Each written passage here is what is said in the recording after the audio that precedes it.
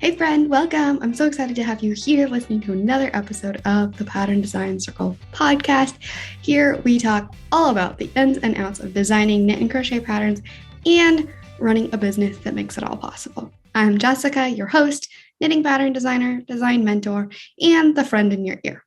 Can't wait to dive right in. The Pattern Design Circle podcast is sponsored by the Pattern Design Circle, a membership community for knit and crochet pattern designers that are feeling lost, lonely, or frustrated in their business. It connects you with a supportive community that's always eager to answer your questions and help you through the hard times. And there's loads of resources and activities specifically catered to business and designing. Sound like your jam? Check it out at snickerdoodleknits.com/design-circle. That's snickerdoodle, like the cookie, knits, knits.com/design-circle. All right, let's get into it. Hello, and welcome back to the Pattern Design Circle podcast. As always, I'm super excited to be here chatting with you once again. I don't know if you realize just how much I value the fact that you download these podcast episodes and you listen to them, and even more so, like, you implement what you learn and find it valuable. I just really cherish this space. I find it a really, really special way to connect with you. I recently shared in an email, it was like, what I really love is those one-on-one conversations that are just so deep and meaningful and just like feel so full afterwards. And that's what podcasting is for me online. Like, this is the space where it's like we're just sitting down for coffee in a coffee shop, talking for hours just about life. And if you don't know about me, I have had multiple times I've met up with friends at, I don't know, different locations, coffee shop or whatever. One time I met up with somebody at a coffee shop and spent like 8 hours talking to them. Like, we met in the morning and we literally were there until they were closing the coffee shop. And a lot of my, in-person friend meetups end up being multiple hours long. I love deep, meaningful conversation, and it just fills me up so much. And so I just want you to know how much I appreciate you showing up here, how I feel like this is such a, I don't know, like a safe space to really be honest and vulnerable and talk about some of the things that are a little bit harder to talk about. And so in my email, I was saying, podcasting is my favorite place to be connecting because of this reason. And Instagram, it feels like things are kind of just being force-fed by the algorithm. You're not like, sure, you choose who you follow, but you're not choosing exactly what content you're interacting with. Your email list, as a content creator, sometimes it can feel like texting somebody and you're like, I don't know if they got the message. I don't know if they changed their phone number. I don't know if they've blocked me. I don't know if they're just ignoring me. Do they even care about me anymore?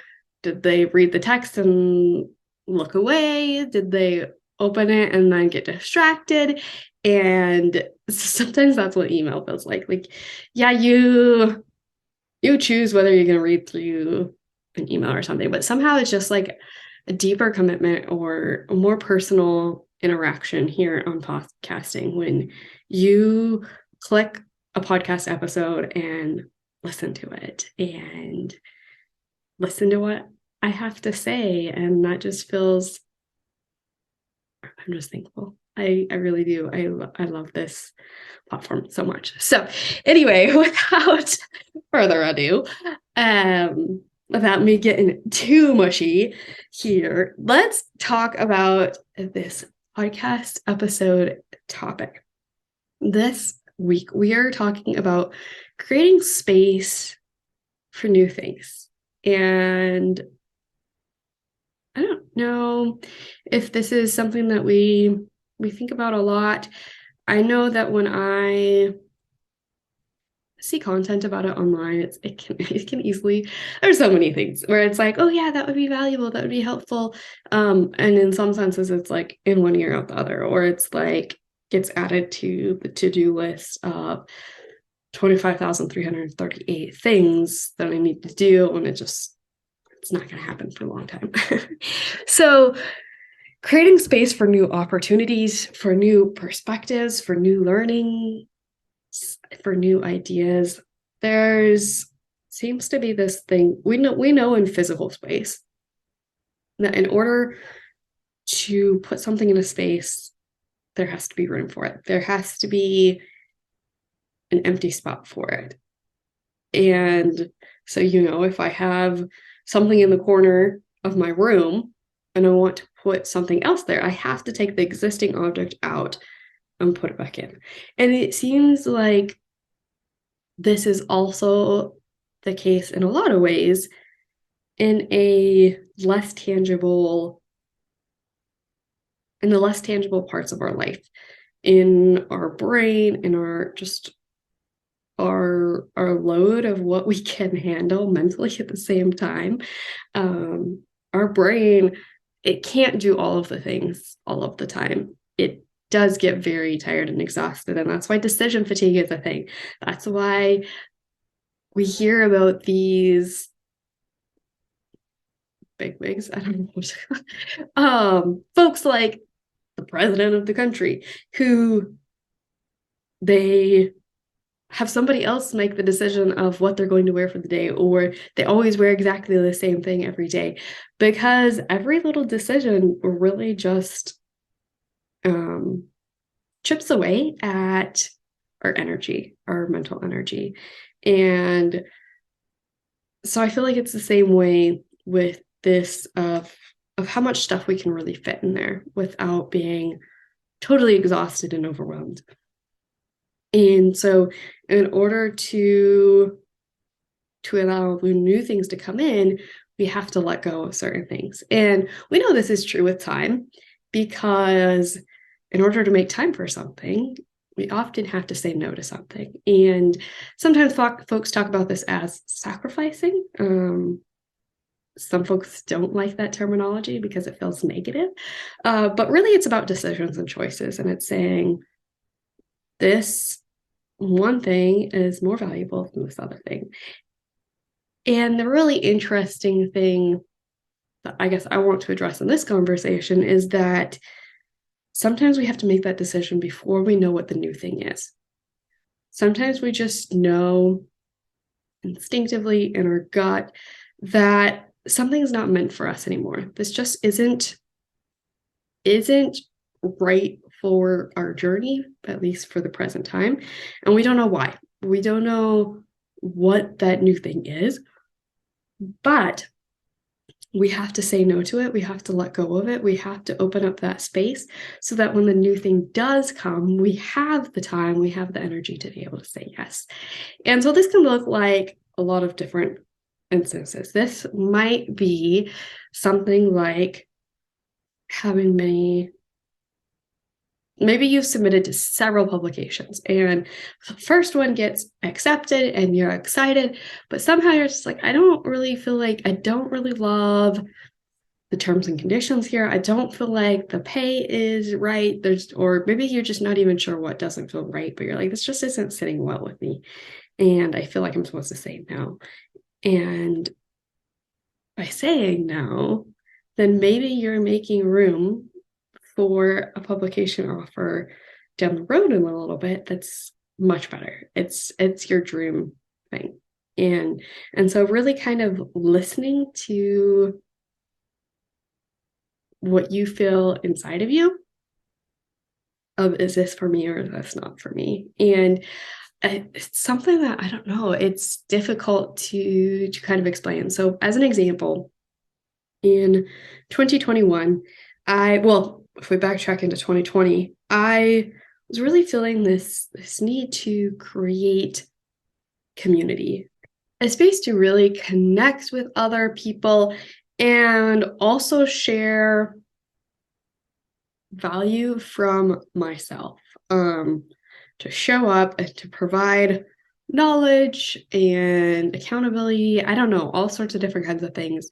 And also at the same time, I was wanting to add an additional stream of revenue to my business. So I had something besides quote unquote just patterns.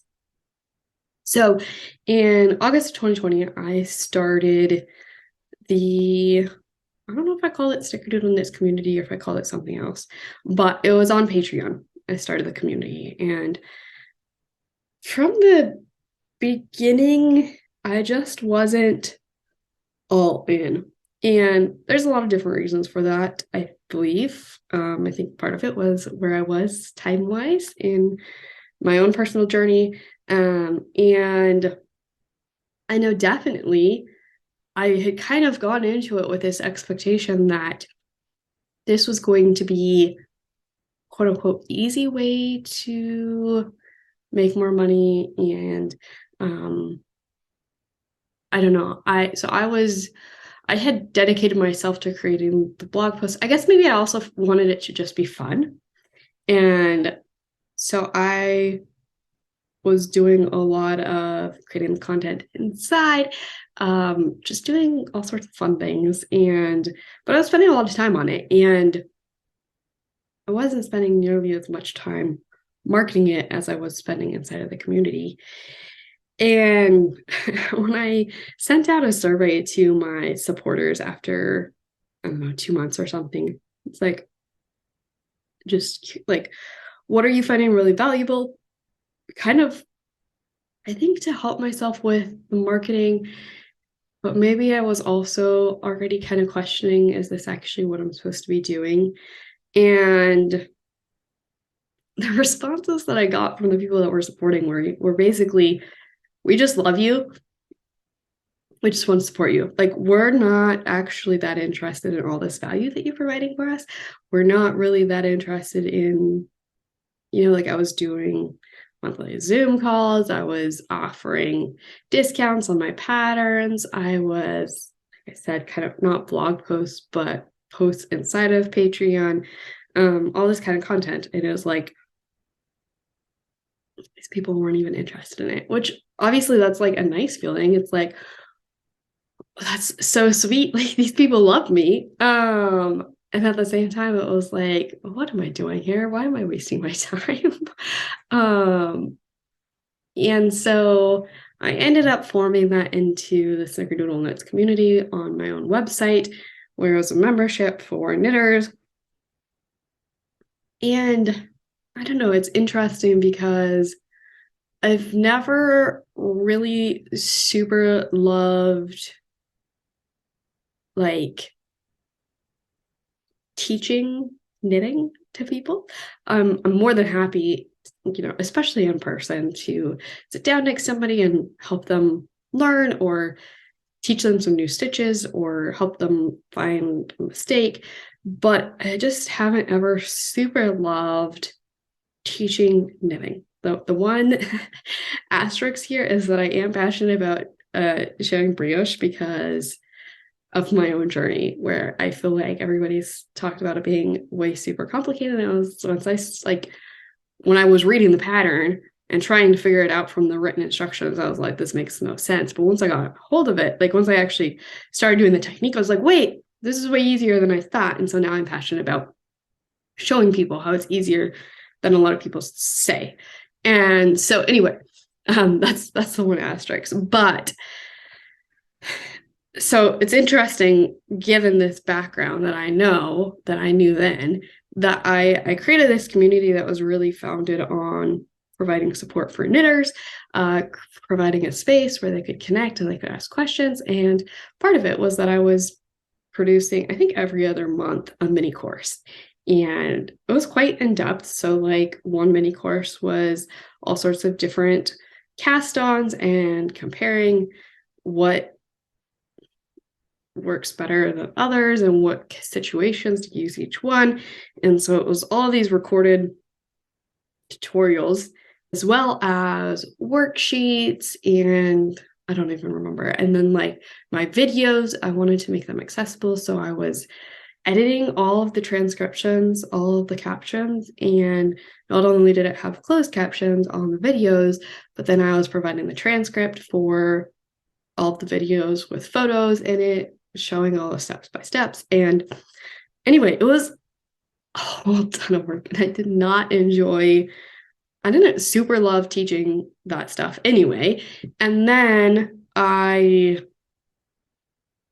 like the amount of work that went into creating those, and I just wasn't that excited to be sharing about this community. I wasn't passionate about it. And so it just was like, I don't know. I had folks sign up, but it did definitely feel like it fell flat on the face before it even really started because I already was exhausted. And so that only lasted a few months. And I was like, okay, I know. I might have lasted longer. I might have kept it open longer than that. But within the first couple of months, I was like, this is not right. This is not something I should be doing. It shouldn't feel like this. This isn't what I want my business to feel like. I want to operate from a place of passion and excitement and I don't know, honesty, I guess. And sometimes doing things that just aren't in alignment don't feel honest. And so I was at this really difficult space where I'm like, all right, what do I do now? Like, obviously, that's not right. And I just kept hearing from different folks, like, you just have to wait for the next opportunity. You have to make space and allow that this is a transition period and something good is coming your way. Something amazing's going to happen. And that can be really difficult to trust. And it doesn't mean that if something amazing is coming your way, that it's going to be easy. It doesn't mean that it's just going to fall on your lap. It doesn't mean that it's going to be served on a silver platter. A lot of times, especially here in business, it does mean there's still going to be more work, but there's just like leaving room, creating space for things that are really going to be in alignment is valuable. So if I had kept on with the Snickerdoodle Knits community, I was like, no, I'm pushing forward. I wouldn't have even considered other options of how to spend my time. I would have just been so overwhelmed, stuck spending all of my time on this, that's what I would have been doing. But instead, because now I was like, okay, this isn't for me.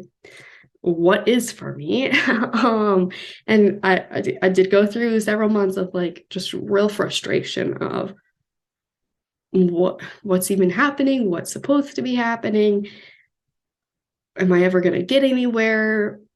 Why isn't this working out? All those kinds of things. And really just kind of wanting to force it. Like, all right, let's get this show on the road. Let's get some things happening. And I took a course and it was meant for like newer businesses, but I felt like I just was going to get a lot out of it. And so I did. And honestly, probably the biggest thing I got out of it was that I could be like a mentor and that I realized that really from early on in my designing, I had thought of this. I had thought of how once I had made it as a designer and I was, just whatever, I had proven my worth and my value, I was going to help other designers because I felt so lost and frustrated and alone. And like there was nobody that I could find that was helping knitting pattern designers. And so all of my coaches, all of my mentors, all of my help was from the larger business world, which, yes, obviously, when I share my knowledge, most of my knowledge is from that world. And so the marketing strategies, the business aspects, like it applies. Like marketing is marketing. But there are some pieces where it's like, just felt like people didn't understand. And they're like, you don't get the industry. You don't understand. Like, I can't ask you about strategies around certain festivals or working with yarn shops, or like, they don't even know what to recommend for resources or contacts or networking events or all of that kind of thing. And so I already had in my mind that once I made it as a designer, but now I laugh at like, what does it even mean to make it? Because that's kind of just a moving target. But I had always had in my mind that once I made it as a designer, I was going to create something to help designers learn and grow businesses and all of that. But I had in my mind, like this was going to be once I made it as a designer, and I hadn't made it as a designer. So obviously it wasn't even an option. This one course that I took was like, wait, maybe is like a little bit, I can help folks with the very beginning stages. And I'd heard over and over before, like, all you have to be is one step ahead, and you can always help folks do things that you've already been through. But I've always wanted to dream big. And so if I want to do something, I want to do it 138%. And so why would I start with something just helping folks at the very beginning when I want to help them through the whole process? And yes, I know that's problematic, but anyway, but finally something clicked where it's like, well, I could at least just, start coaching other designers. And it wasn't something that I really felt that excited or passionate about yet because I didn't feel super confident in it. I didn't know if what I was doing was really right or the right way because I've never taken any classes. I never read any books. It was a very like sort of intuitive, I guess, process for me starting to design, but I've always struggled with self-confidence. And so how would I know that what I have to offer is actually valuable to anybody? And so then so I did start coaching a little bit. I had told one of my friends who was a tech editor at that time that I was interested in this. And then she actually had somebody who came to her, or she saw somebody in a group or something who was posting for help. Like they wanted to be a designer, didn't know where to start. And so I got my first coaching client that way. And she recommended them to me. Or recommended me to them, whatever. Anyway, and I really enjoyed helping her. I really was like, okay, I do actually know my stuff. I do know how to help. And then from there, I was just getting still so frustrated that there was no space where I really felt I could be vulnerable and open with fellow designers. And I found that spaces that I had been in, I just didn't feel comfortable and felt like people were holding back. People weren't willing to just share openly. And so then I felt like I had to protect myself. Like, I don't want to put myself out there to be vulnerable and be hurt or be made fun of because these are people who I don't actually know anything about their businesses when I'm not going to say anything. And I just didn't feel that supported. And so I finally decided that year that, okay, I'm going to create a community just for designers to connect, to feel seen, to be able to talk, to like, I know that the value, I'd already kind of created a couple of different spaces previously where with very small groups or one-on-one with other designers, or just like talking through strategies and helping. And I started to realize that I maybe had more marketing business knowledge than a lot of my peers, simply because I had watched so many workshops, webinars, courses, memberships, all these things in the business world. And so I could help them that way. And so I sort of plan to integrate that a little bit in this community. But for the most part, I still wanted it to be a support area for me. And so I also had planned to bring in guests to talk about topics so that we could be learning. Again, I learned that we really kind of needed to build the foundations to get to the point where I was so that everybody was on the same page. But anyway, that was Pattern Design Circle. That was the beginning of Pattern Design Circle. And the whole reason I'm telling this story is because if I hadn't let go of Snickerdoodle Nuts community, Pattern Design Circle would have never started. And it was when I really started talking about Pattern Design Circle, and then inside of Pattern Design Circle, talking about designing a business and marketing, I realized how passionate I was about it. And it just like felt like this is the right thing. This is that opportunity that I had to create space for. This is the perfect thing that was going to fall in my lap. I didn't mean that it was going to become super lucrative, especially not right away. It didn't mean that it was just going to fall in my lap. It didn't mean that it wasn't going to be work, but it was the perfect opportunity that I had to create space for. And so I'm a believer now that we do have to create space for opportunities. We do have to say no to the things that don't feel in alignment. And I do want to say caveat here, like we do have to say yes to some things that aren't 100% what we want in order to get where we want. Sometimes we do have to take some stepping stones, some steps that to just help us learn so that we have the experience, the knowledge, the confidence, whatever we need to get where we want. That is a thing. It is also a thing that we need money in order to feed our mouths, in order to have a roof over our head, in order to survive. And so, sometimes we do have to say yes to opportunities just to know that we're going to be able to feed ourselves.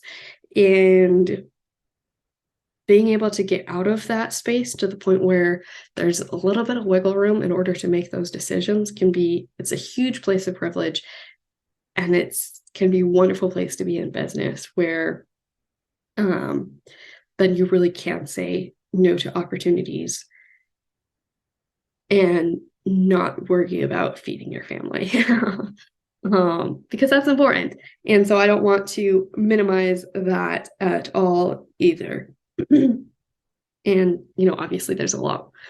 So we had a mindset coach here who would talk about fear and just believing the universe and things like that. And I don't negate that at all. I don't want to say that that isn't real, but I do know that sometimes belief isn't enough.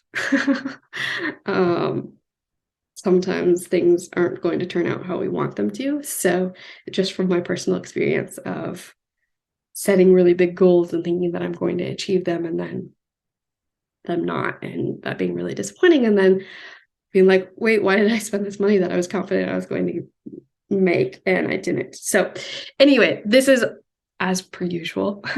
Obviously there's different sides and elements to it, but the concept here really is that letting go of certain things allows space for new things. And so this can be opportunities, things like between Snickerdoodle Nuts community to Pattern Design Circle. It could be things like I mentioned, publishers. It could be something like a festival event, maybe a dream yarn collaboration, whatever it is. Sometimes saying no to the wrong opportunities will help us make space for the right opportunities. And I think this is true in also our perspectives. Sometimes we can feel really married to a belief, a perspective that we have. But when we let go and just say, is it possible that something else could be true? Is it possible that something else might be right? Is it possible that I'm not right? Is it possible that somebody else's perspective is also true? And so providing room to let go of that thing that you're really holding on to can allow us to see other perspectives, allow us to change how we see the world and our beliefs around the way the world works. This is also true for learning new things. And so maybe you have been set in your ways believing that social media is the only place that you can market your knitting pattern design business. What if you let go of that and just allowed a little bit of wiggle room to change that And then you take a course or you learn on a podcast episode or you watch a webinar about Pinterest. And now you have space to learn something new because you have the ability to take in this information. You even were willing to learn something new about a different platform, and how it might work for you. And so learning new things is possible by letting go of existing what you believe to be true. And the actual reason I was creating this podcast episode was really thinking about time, really time. Letting go of feeling like we have to do things all of the time, we have to be productive all of the time, and just leaving space for nothing. Leaving space for rest, leaving space for relaxing. And that is not only valuable for the sake of our body, our mental health, our physical health, but it's also amazing for our creativity. And so the reason I thought of this was this whole topic is because I was sick a few months ago, not a few months ago, a few weeks ago. I'm still congested from it, so it wasn't it wasn't that long ago. But like I'm sick, and so I was resting a lot. I didn't really have energy to do anything else. And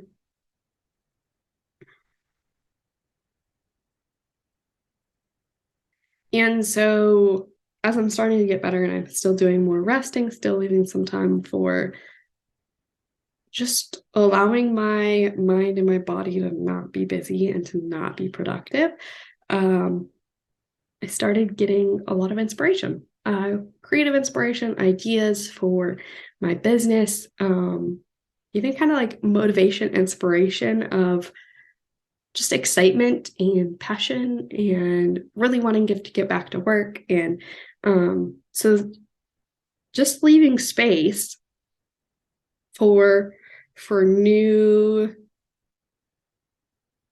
energy, maybe is the way to think of it, to really let go of thinking you have to do all of the things all of the time, be everything to everyone, constantly being productive, to let go of that and to rest, to relax. We know that so many of us have ideas in the shower. So many of us have ideas when we're out for a walk. Creativity really does thrive in empty spaces, I guess. And so being willing to create space for that rest and relaxation, not with the expectation and the pressure that you have to come up with new ideas, but it seems like, I don't know if it's once we have gotten to the point where we're actually rested, that that's when the creativity starts, or how that works exactly from a scientific perspective. But there seems to be a point where